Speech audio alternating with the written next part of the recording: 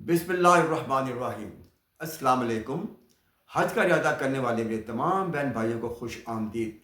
हज अल्लाह की तरफ से एक बहुत बड़ी नेमत है, लेकिन वहाँ पहुँचकर अक्सर हुज्जाज इसलिए परेशान होते हैं कि इन रास्तों और फासलों का सही इल्म नहीं होता।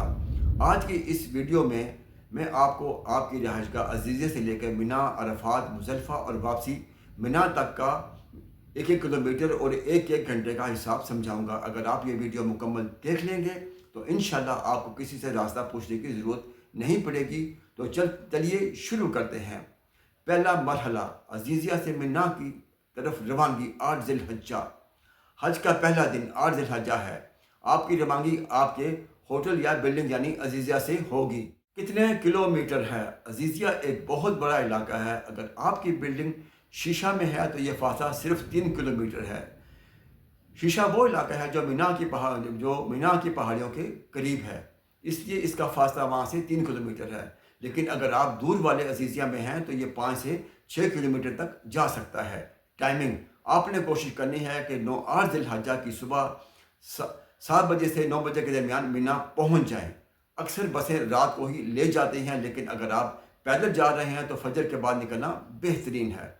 रास्ता अजीज़िया से मिना जाने के लिए किंग फहद रोड या टनल सुरंग का रास्ता इस्तेमाल होता है। यहाँ से आप अपने मुअल्लम के मकतब खैमा नंबर की तलाश शुरू करेंगे। दूसरा मरहला मिना से मैदान अरफात। अब आता है हज का सबसे बड़ा रुकन यानी 9 ज़िलहज्जा। रवानगी फजर की नमाज मिना में अदा करने के बाद सुबह आपने यहाँ से रवाना हो जाना अरफात के लिए। फासला मिना से अरफात का फासला तकरीबन 13 से 15 किलोमीटर है। सफ़र की सूरत हाल, अगर आप बस पर हैं तो ट्रैफिक की वजह से 2 से 4 घंटे लग सकते हैं। अगर आप पैदल चलने की हिम्मत रखते हैं तो रास्ता सीधा है, लेकिन गर्मी का ख्याल रखना ज़रूरी है। अरफात में आपने ज़ोहर से मगरिब तक वकूफ़ करना है, जो कि हज का असल रुकन है। तीसरा मरहला अरफात से मुज़दलिफ़ा का सफ़र। जैसे ही सूरज गुरूब होगा, मगरिब का वक्त होगा, आपने अरफात से निकलना है। ज़रूरी बात, यहाँ मगरिब की नमाज नहीं पढ़नी बल्कि मुज़दलिफ़ा पहुँच कर पढ़नी है। फासला अरफात से मुज़दलिफ़ा का फासला 7 से 9 किलोमीटर है। ज़रूरी मशवरा आपको दिया जा रहा है। इस वक्त लाखों हाजी एक साथ सड़कों पर होते हैं, बसें फंस जाती हैं। ज़्यादातर लोग ये फासला पैदल तय करते हैं। आराम से चलें, 3 घंटे में आप मुज़दलिफ़ा पहुँच जाएंगे। वहाँ रात खुले आसमान तले गुजारनी है और कंकरियाँ जमा करनी हैं।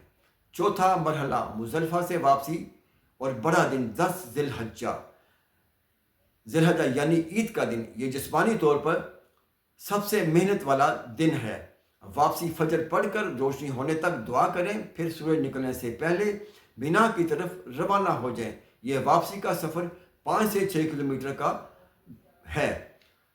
जमरात रमी, मिना पहुंचकर सीधा जमरात जाएं और बड़े शैतान को 7 कैंकरियां मारें।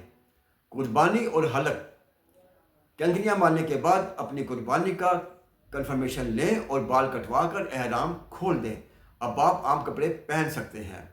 तवाफ़ ज़ियारत, अब सबसे अहम काम तवाफ़ ज़ियारत के लिए मक्का हरम जाना है। मिना से हरम का फासला फिर से 6 से 7 किलोमीटर है। ईद के दिन सवारी मिलना बहुत मुश्किल है, इसलिए ज़हनी तौर पर तैयार है कि आपको पैदल चलना पड़ सकता है।